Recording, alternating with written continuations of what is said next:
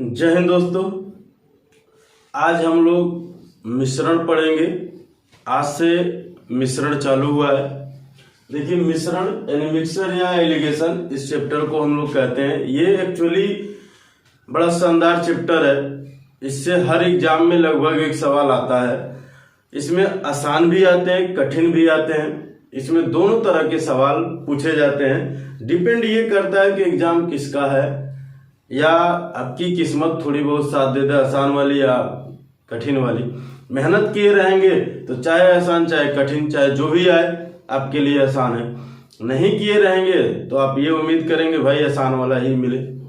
ठीक है, तो आज हम लोग इसके बारे में पूरी बेसिक से चर्चा करते हुए समझते हुए चला जाएगा। इसमें जितने तरह के सवाल आते हैं वो सारे सवाल देखे जाएंगे। एक से एक बढ़ के जो भी सवाल है, इसमें बेसिक से लेके एडवांस लेवल तक सारे सवाल देखे जाएंगे। बस आप थोड़ा सा हमारे साथ बने रहिए।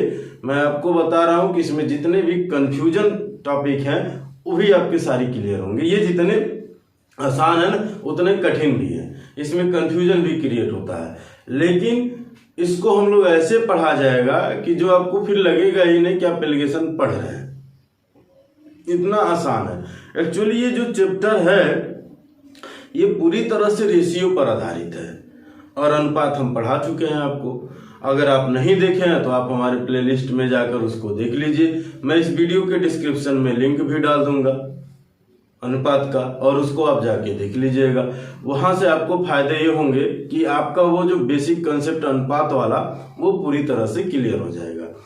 अब ऐसा हम क्यों कह रहे हैं कि अनुपात पे होता है? इसमें मान लीजिए जैसे होता क्या है कि दूध और पानी है, या कोई सॉल्यूशन है, मान लीजिए ए और बी दो सॉल्यूशन है, उसमें कुछ अनुपात में चीजें मिलाई गई होंगी तो वो हमेशा रेशियो में मिलाई जाती हैं। या कोई भी चीज मिक्सर होती है, या मान लीजिए आप कभी भी कुछ भी मिलाएंगे तो उनका कोई ना कोई एक अनुपात होगा।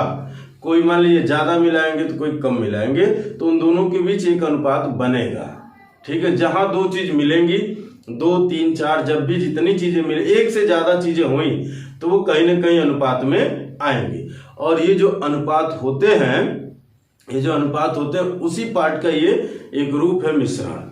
ठीक है, यानी जब कई चीज मिलती है तो उसको अनुपातिक रूप दिया जाता है। लेकिन उसमें जब क्वांटिटी और इन सब सारी चीजों की बात होती है तो वो क्या हो जाता है, वो एलिगेशन की बात होती है। अब बात होती है अनुपात में।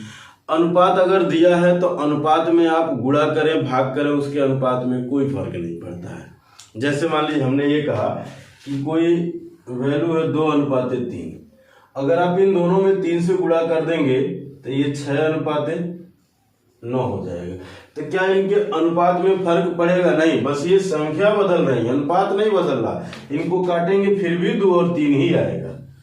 तो आप गुणा करें भाग करें, उसके अनुपात में कोई फर्क नहीं पड़ता है। इस बात पे आप ध्यान रखिएगा। बात आई समझ में? अब एक बात और समझिए। जैसे मान लीजिए अगर कोई जार है, ठीक है, उसमें कोई दूध और पानी का ही मिश्रण ले लीजिए, आसान होता है, ये मिला हुआ है। उसमें से अगर हम कोई चीज निकाल रहे हैं, ठीक है, अगर हम उसमें से निकाल रहे हैं तो वो जो भी निकलेगा, मान लीजिए, चलिए मैं आपको समझाता हूँ। चलिए ये एक जार है, मान लीजिए ये एक जार है, इसमें कुछ मात्रा है। इसमें से हमने क्या कहा भाई कि x लीटर हमने निकाल लिया।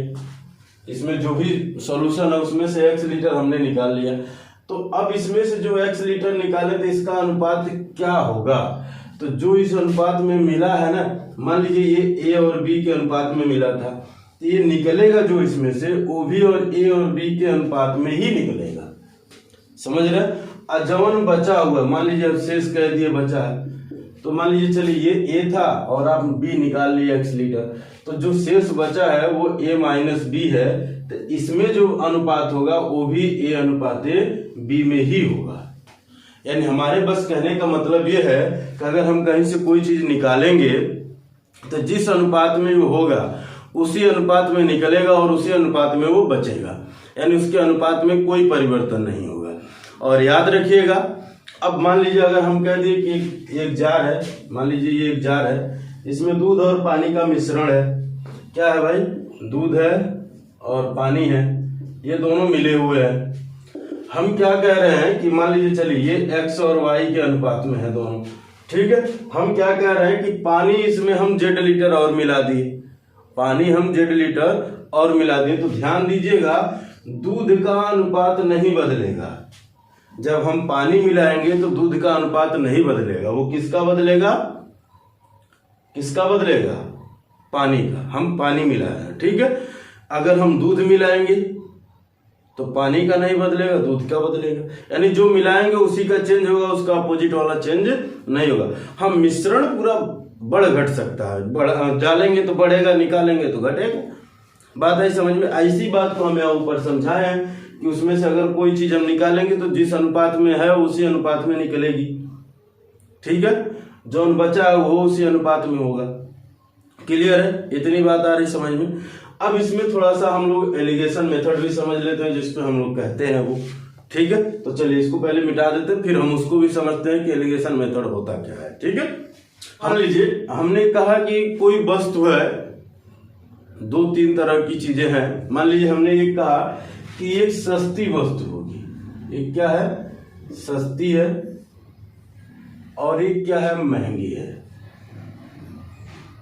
देखिए जब भी वस्तु की मूल्य आएगी तो एक सस्ती पे आएगी और एक महंगी पे आएगी। मूल्य हमेशा क्या होता है, दो ही तरह का होता है, दो का कह ले, तीन का कह ले। एक क्या होता है, बहुत सस्ता होगा, एक क्या होता है, बहुत महंगा होता है, एक जो बीच वाला होता है। तो जो बीच वाला होता है वह मिश्रण है, ठीक है। एक सस्ता हो गया, एक महंगा हो गया, एक बीच में होगा, और इसी को हम मिश्रण कह देंगे, यानी सस्ता और महंगा दोनों मिला के बना हुआ है। तो अब बात आती है कि हम एलिगेशन ये जो लगाते हैं ये क्या हमको मिलते हैं और ये कैसे होते हैं। ये इसमें जो होता है, ये जो बीच वाली वैल्यू होती है वो सस्ती से ज्यादा होगी, महंगी से कम होगी।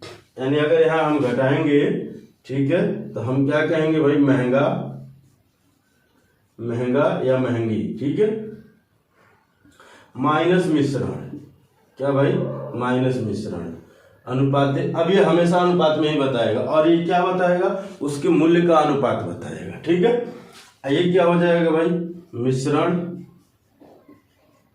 माइनस सस्ता। समझ रहे हैं बात? जैसे एक एग्जांपल के तौर पर हम लोग समझते हैं। मान लीजिए हमने कह दिया कि एक वस्तु हमने 18 रुपया में खरीदा, एक हमने 25 रुपया में खरीदा, एक हमने 22, ठीक है। अब समझिए मार्केट हम गए, मार्केट में तीन तरह की वस्तु है, एक 18 रुपए है, एक 25 रुपए है, और एक 22 रुपए है, ठीक है। अब भाई हमको खरीदना है, ठीक है, तो हम चाह रहे हैं कि तीनों के तीनों लेने के लिए, लेकिन हम ये देखें कि उनके बीच क्या अनुपात चल रहा है, ऐसा क्या है, कुछ तो है। तो उसके लिए हमें कैसे पता करना पड़ेगा, तो जो सबसे सस्ती उसको लिखें, जो सबसे महंगी उसको लिखें, और जो इन दोनों के बीच में है उसको हम बीच में लिखें। भाई इसमें से हम 22 में से 18 घटा दिए, यानी क्या, 22 माइनस 18। यहां हम क्या किए, 25 में से 22 घटा दिए, तो ये हमको क्या मिलेगा भाई साहब, 3, और ये क्या मिलेगा, देखिए 18 4 22, यानी इनके बीच जो अनुपात है वो सस्ती और महंगी का जो अनुपात है वो 3:4 है।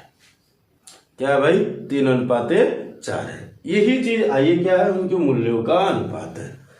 क्लियर है? और एक बात और याद रखिएगा, अगर ये दोनों क्रय मूल्य हैं तो ये भी क्रय मूल्य ही होगा, यानी डाटा सेम होने चाहिए। अगर ये केजी में है तो ये भी केजी में होना चाहिए, अगर ये रुपया में है तो यह रुपया में होना चाहिए, यानी सब का सब जो मात्रक है वो सबका मात्रक सेम होना चाहिए। याद रखिएगा इस बात का, ये नहीं कि रुपया में है, किलो में है, ये कुछ लीटर में है, ऐसा नहीं होगा। सब के सब एक ही मात्रा में होंगे। अगर किलोग्राम में तो सब किलोग्राम में, रुपया में तो सब रुपया में, ठीक है, लीटर में तो सब लीटर में। अगर लाभ है तो सारे लाभ होने चाहिए, क्रय मूल्य है तो सारे क्रय मूल्य होना चाहिए, विक्रय मूल्य है तो सब विक्रय मूल्य होना चाहिए। ये इसकी बात है। अब बात वस्तु के मूल्य पर आती है, तो वस्तु के मूल्य में दो ही बातें होती है, पहले सस्ती महंगी, एक बीच का रास्ता होता है, ठीक है। उस वस्तु की अगर जैसे होता ना कि कह देगा कि इसकी सांद्रता 15% है, इसका 20% है, इनका 13% है, या कुछ ऐसे 14% है, ऐसे जो भी कह देगा, यानी उसमें फिर आपसे कहेगा कि इनका अनुपात बताइए। तो सांद्रता वाले भी सवाल आते हैं, तो आपको घबराने नहीं है, सारे सवाल हम लोग बेसिक से देखते हुए चलेंगे। परसेंटेज पे भी आधारित होगा। अब ये बात ये होती है कि सर परसेंटेज पे आधारित है तो पहले परसेंटेज पढ़ा जाए, लेकिन मेरे भाई अगर हम परसेंटेज पहले पढ़ेंगे तो परसेंटेज में एलिगेशन भी लगता है, तो दोनों एक दूसरे में लगते हैं, तो इसलिए पहले एलिगेशन पढ़ा जाएगा। एक छोटा सा टॉपिक है और लेकिन सवाल इसमें भरपूर किए जाएंगे। सवाल भले छोटा सा टॉपिक है लेकिन सवालों में कोई कमी नहीं होगी, सवाल ज्यादा से ज्यादा किए जाएंगे। तो हम उम्मीद करते हैं चीजें कंसेप्ट आपको समझ में आ गई हैं। ये बात आप नोट कर लीजिए, एलिगेशन जहां लगेगा इसकी जरूरत पड़ेगी ही पड़ेगी, और हमेशा इसी पर एलिगेशन में ज्यादा से ज्यादा प्रयास किया जाएगा लगाने पर। दूसरी बात आप नोट कर लीजिएगा कि रेशियो में हम गुणा करें भाग करें उसके अनुपात में कोई परिवर्तन नहीं होता, ये भी याद रखिएगा। अगर हम पानी डालेंगे, दूध और पानी का मिश्रण, तो खाली पानी का अनुपात बदलेगा, दूध का नहीं। दूध डालेंगे तो दूध का बदलेगा, पानी का नहीं, ये भी याद करिएगा। इन पे भी सवाल लगेंगे, आगे हम लोग सवालों को देखते हुए चला जाएगा। इसमें सवाल बड़े शानदार शानदार सवाल बनते हैं।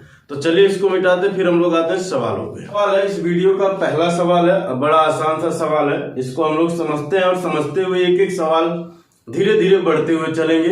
हम उम्मीद करते हैं आप हमारे साथ बने रहेंगे, आपको ये मान के चलिए कहीं कोई दिक्कत नहीं आएगी, ठीक है। कह रहा 2 प्रकार के चाय का मूल्य क्रमशः 75 रुपए प्रति केजी एवं 120 रुपए प्रति केजी है, जिसे किस अनुपात में मिलाया जाए कि मिश्रण का मूल्य 95 रुपए प्रति केजी हो जाए।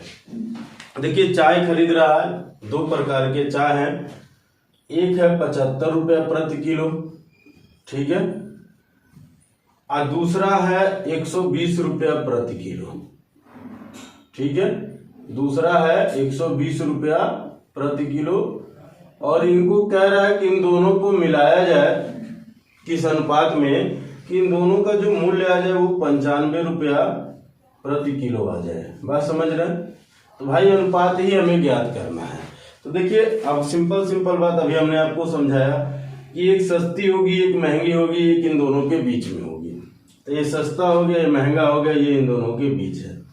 हम क्या कहेंगे, मैं यहाँ एक एक चीज लिख रहा हूँ, 95 माइनस 75 लिखेंगे अनुपात, इसको घटाएंगे यानी 120 माइनस 95, ये घटेगा तो कितना आएगा 25 आएगा 25, इसमें से इसको घटाएंगे तो कितना आएगा 20, यानी ये हमको मिला 25 अनुपात ये मिला 20। अगर ये कटने लायक है तो काट देंगे, 5 से कटेंगे, 5 चौके 20, 5 पचे 25, यानी इनके बीच जो अनुपात बना और जो आपका आंसर है वो है 5:4। समझ गए बात? और याद रखिए सब रुपया प्रति केजी, रुपया प्रति केजी, रुपया प्रति केजी, सब के सब क्या है किलोग्राम में, तो इसलिए हम वो ऑप्शन भी किलोग्राम में ही दिया होगा, लेकिन आपका अनुपात पूछा है तो अनुपात में ही दिया होगा। यानी हमारे बस कहने का मतलब इसमें इतना ही है कि ये सारे के सारे का मात्रक एक होने चाहिए। अगर सबका मात्रक एक नहीं है तो ये मान के चलिए आप उसको सॉल्व नहीं करेंगे जब तक उसके मात्रक में नहीं डालेंगे, ठीक है। तो चलिए मिटा। क्वेश्चन नंबर 2 देखते हैं। 6.2 प्रति किलो वाले चावल 7.2 प्रति किलो वाले चावल को किस अनुपात में मिलाया जाए कि मिश्रण 6.5 रुपए प्रति किलो हो जाए। यानी ये सब के सब रुपए में है, बस वो लिखा नहीं है। क्वेश्चन में कभी कभी ये भी करता है कि लास्ट में लिखता है, शुरू में बस उनके ऐसे दे देगा नंबर, लास्ट में वो लिखेगा कि किस में दिया गया है, ठीक है। जैसे अब यहाँ दिया 6.2 रुपए प्रति किलो चावल है, लेकिन लिखा नहीं है वहां। फिर लिखा है 7.2 रुपए प्रति किलो, लेकिन ये भी नहीं लिखा हुआ है। लेकिन लास्ट वाले में लिखा हुआ है, वो क्या लिखा है 6.5 रुपए प्रति किलो के चावल बेच रहा था। कह रहा किस अनुपात में मिला है कि इतने में हम बेच पाए, ठीक है भाई साहब। यहाँ भी अनुपात, ये एकदम बेसिक सवाल है उसकी, इससे आसान कोई सवाल नहीं हो सकता, ठीक है। इससे आसान एलिगेशन में कोई सवाल नहीं हो सकता, ये सबसे बेसिक सवाल है, ठीक है। अब इसमें से भाई साहब इनको हम माइनस करें, मान लीजिए ये 6.2 तो ये 6.5 है, तो ये ज्यादा है ना, ये कम है, तो 6.5 में से ये घटाएंगे तो 0.3 आएगा। यहां से इसको घटाएंगे तो क्या आएगा भाई, ये आएगा 0.7, आएगा, क्या आएगा 0.7। क्लियर है, बात समझ में आ रही है। अब बात आ रही दशमलव यहाँ भी है, दशमलव यहाँ भी, एक अंक बाद यहाँ भी है, एक अंक बाद यहाँ भी है, तो आप दशमलव भूल जाइए। ये आपको मिल जाएगा 7 और ये आपको मिल जाएगा 3 और इनके बीच यही अनुपात हो जाएगा और यही आपके आंसर हो जाएगा, क्योंकि आपसे अनुपात पूछा गया है क्वेश्चन में। ठीक है, क्लियर है, बात समझ में आ रही। ये इनके एकदम बेसिक सवाल हैं जो एकेडमिक लेवल कह लें, हालांकि कंपटीशन में जल्दी इस तरह के सवाल नहीं आते हैं, आते थे 2007, 8, 9 के आसपास, अब नहीं आते हैं। ठीक है, अब सवालों का स्टैंडर्ड थोड़ा बदल गया है, तो अभी उस स्टैंडर्ड पे हम लोग आएंगे, लेकिन अभी शुरुआत में पहले हम लोग सीख रहे हैं, तो पहली वीडियो को हम लोग पूरे बेसिक से एकदम सीखते हुए चलें। जिसको आता है उनका रिवीजन हो जाएगा, जिनको नहीं आता है वो सीख लेंगे। ठीक है, तो चलो 3 में कहा है एक विक्रेता 15 रुपए प्रति किलोग्राम के 60 किलोग्राम गेहूं में 20 रुपए प्रति किलोग्राम वाला कितना गेहूं मिलाए कि मिश्रण का मूल्य 18 रुपए प्रति किलोग्राम हो। ठीक है, यानी इसके कहने का मतलब यह है कि ये जो गेहूं खरीद रहा है वो 15 रुपए प्रति किलोग्राम के हिसाब से खरीद रहा है। ठीक है, 15 रुपए प्रति किलोग्राम के हिसाब से खरीदा, कितना खरीदा, वो 60 केजी खरीदा है। ये रुपया प्रति किलोग्राम है, मैं लिख देता हूं यहाँ। ठीक है, एक जो दूसरा खरीदा है वो 20 रुपया में खरीदा है, रुपया प्रति केजी, लेकिन ये कितना खरीदा है वो हमको नहीं पता है। इन दोनों को मिलाने के बाद कर मिश्रण का जो मूल्य है वो 18 रुपया पर केजी हो जाए। ठीक है, ये कितना है यही बताना है। ठीक है, बात आ रही समझ में। अब सिंपल बात भाई साहब, इसमें से इसको घटाएंगे, 18 ये 15 यानी ये 3 आएगा, ये 20 है ये 18 यानी ये 2 आएगा। अनुपात क्या मिला भाई, 2 और 3 का। ये इसका कितना गुना है तो आप कह देंगे 30 गुना। तो यहाँ कितना गुना होगा, वो भी तो 30 गुना होगा, तो 30 3 90, यानी यहाँ कितना किलो खरीदा होगा, तो 90 किलो खरीदा होगा और यही आपका आंसर है। देखिए कितना आसान सवाल है। ये सवाल भी आता था लगभग 12-13 के आसपास, लेकिन अब ये सब सवाल देखने को नहीं मिलते हैं। लेकिन ठीक है भाई, नहीं मिलते, हो सकता मिल ही जाए। अब मैथ में नहीं तो रीजनिंग में मिल जाए, ये भी तो हम नहीं कह सकते कि नहीं आता है। वो तो एग्जामिनर के ऊपर है, वो क्या लेगा क्या नहीं लेगा। ठीक है, तो चलिए मिटा दे। फिर नंबर 4 भी उसी तरह का है, बस तरीका बदल दिया है पूछने का। कह रहा है एक विक्रेता 2 प्रकार के वस्तुओं को क्रमशः 40 रुपए प्रति किलोग्राम एवं 30 रुपए प्रति किलोग्राम की दर से खरीद कर तैयार मिश्रण को 32 रुपए प्रति किलोग्राम के दर से बेच देता है, तो उसे न ही लाभ न ही हानि होती है, यानी लाभ और हानि दोनों नहीं होती है। यदि पहले प्रकार की वस्तु 32 किलो मिलाया गया हो तो दूसरे प्रकार की वस्तु कितना किलोग्राम मिलाया गया है। देखिए यहाँ ना लाभ और हानि की बात नहीं किया है, तो जो बेचा है जो विक्रय मूल्य वो ऑलरेडी क्रय मूल्य हो जाएगा, इसलिए कि वहां कोई लाभ और हानि नहीं हुई है। अब यहाँ समझिए, पहला 40 रुपए प्रति किलो के हिसाब से खरीदा था, दूसरा 30 रुपए के, और इन दोनों को मिलाकर बेचा तो 32 रुपए में बेचा, लेकिन क्या हुआ, ना तो उसको लाभ हुआ ना तो हानि हुआ। ये कितना खरीदा था, तो पहला वाला वो 32 किलो खरीदा था, तो कह रहा दूसरा वाला कितना खरीदा गया था ये बताना है। ठीक है, सिंपल बात, इसमें से इसको घटाएंगे तो आएगा 2, यानी 32 में से 30 घटेगा 2, 40 में से 32 घटेगा तो आएगा 8। काट दीजिए, अनुपात हो गया 1:4, यानी ये इसका कितना गुना है तो आप कह देंगे 32 गुना।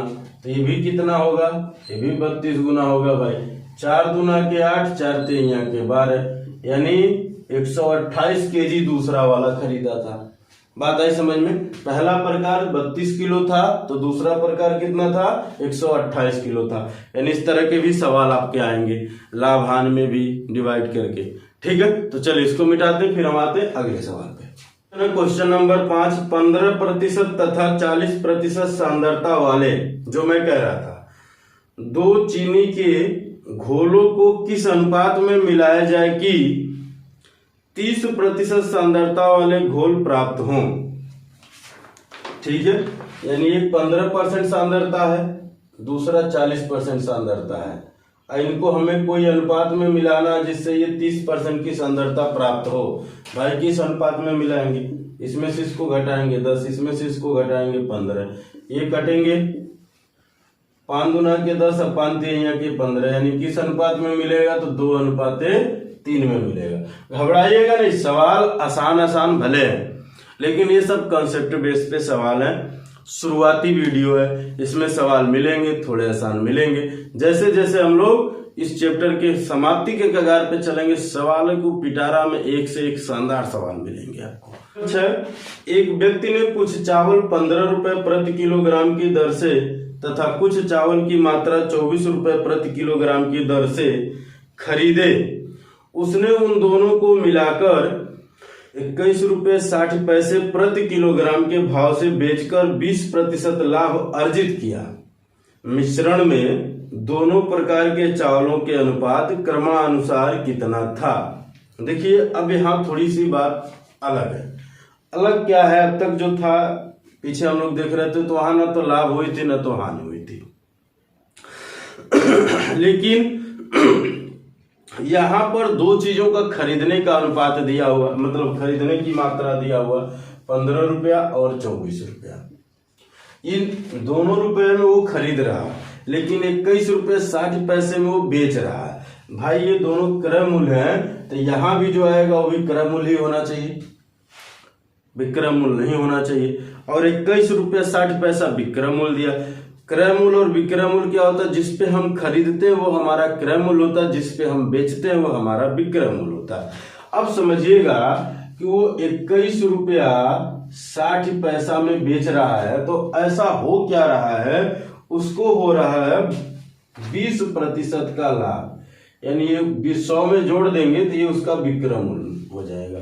तो हम कह देंगे कि 120% के बराबर इतना, तो 100% के बराबर कितना, ये 100% क्रय मूल्य हो जाएगा। 21.60 बटे 120 गुणे के 100। भाई साहब इससे जब आप इसमें गुणा करेंगे तो आ जाएगा 2160 बटे 120। ये इनसे कट जाएगा, ये इनसे कटेगा 18 बार में। हालांकि ये लिखा नहीं जाएगा, लेकिन मैं आपको समझा रहा हूं इसलिए एक एक चीज लिख रहा हूं ताकि चीजें आपके समझ में आए। अब बात आ रही, ये हो गया आपका 18 रुपया, ये क्रय मूल्य हुआ। ये क्या हुआ, क्रय मूल्य यानी सीपी हो गया। ठीक है, अब बात आ, ये भी क्रय मूल्य, भी क्रय मूल्य, भी क्रय मूल्य, तब हम अनुपात बता सकते हैं। ये 18 में से 15 घटेगा 3, ये आ जाएगा 6, ये इनसे कटेगा 1 और ये इनसे कटेगा 2, 3 का नाम 3, 3 दूना 6, यानी वो अनुपात क्या है, तो आप कह देंगे 2:3 है। यही आपका आंसर हो जाएगा। क्लियर है, चलिए मिटा देते हैं। नंबर 7 में कहा है, बड़ा शानदार सा सवाल ये भी है। एक विक्रेता 20 रुपए की दर से दूध खरीदकर पानी मिलाकर मिश्रण तैयार करता है और मिश्रण को 20 रुपए प्रति लीटर की दर से बेचकर 25% का लाभ कमाता है। तो बताइए उसने दूध एवं पानी किस अनुपात में मिलाकर मिश्रण तैयार किया था। ठीक है, अब बात आती है कि वो 20 रुपए में बेचा है और उसको 25% का लाभ हुआ है। 100 में जोड़ दिए तो भी विक्रय मूल्य, भी विक्रय मूल्य। 100 हमारा क्रय मूल्य, तो हम कह देंगे 100% बराबर कितना, तो 20 बटे 125 अब गुणे के 100। भाई साहब इनको काट दिए, 25 पचे 125, 25 चौका 100, ये 4 बार में गुणा कर दिए तो 16। अब ये जो 16 आया ना, वो मिश्रण का क्रय मूल्य है। वो 20 रुपए में खरीदा था पहले, पानी की कीमत हम 0 ले लेते हैं। वो अलग बात है कि हम 20 रुपया बोतल खरीद के पीते हैं, लेकिन मिश्रण में आपको हमेशा 0 ही मानना है उसकी कीमत। अभी आ जाएगा 16, मिश्रण यहाँ हो गया, ये इसमें से घटेगा 4, इसमें से इसको घटाएंगे तो ये 16 ही आएगा। ठीक है, ये अनुपात हो गया, 4 का नाम 4, 4 चौके 16, यानी इनके बीच यही अनुपात है। ठीक है, यानी 4 और 1 का अनुपात है इनके बीच। तो चलिए आज की वीडियो हम लोग यहीं समाप्त करते हैं। आज की वीडियो पूरी बेसिक कंसेप्ट पर आधारित थी, जो इसमें बेस लेवल के सवाल देखे गए हैं। आगे जो अब सवाल देखे जाएंगे वो एक से बढ़ के एक सवाल देखे जाएंगे, यानी हम लोग बेसिक से लेके एडवांस लेवल तक चलना है। घबराना एकदम नहीं है, इत्मीनान धैर्य रख के दिल थाम कर बैठिए, मजा लेके पढ़ते रहिए। तो चलिए, जय हिंद दोस्तों। वीडियो देखने के लिए आपको बहुत बहुत धन्यवाद।